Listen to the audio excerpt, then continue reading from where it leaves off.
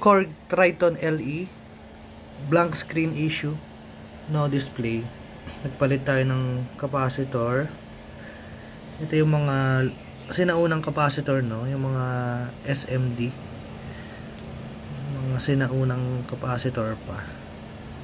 Ayan, pinalitan natin ng ordinary na capacitor, same value lang. Ayan.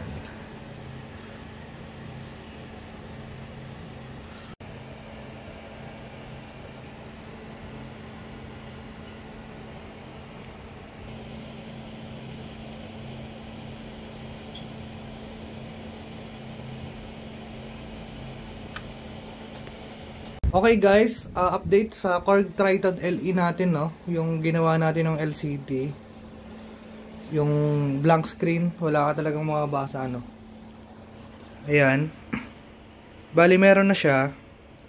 Ang problema lang, talagang hindi mawawala yung guhit sa LCD.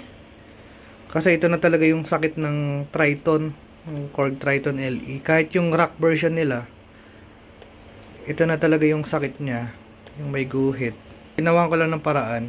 Ayan, pinalitan natin ng mga capacitor. Ayan. Ito yung mga lumang capacitor. Siguro mga 1980s pa to. 1970s. Ayan. Pinalitan ko lahat. At ayun, nagka-display naman siya. Mas okay kaysa naman yung walang makita, no? At least, playable siya.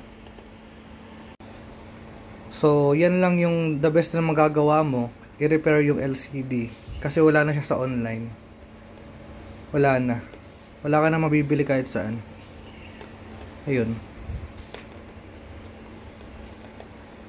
Okay. Pwede na to.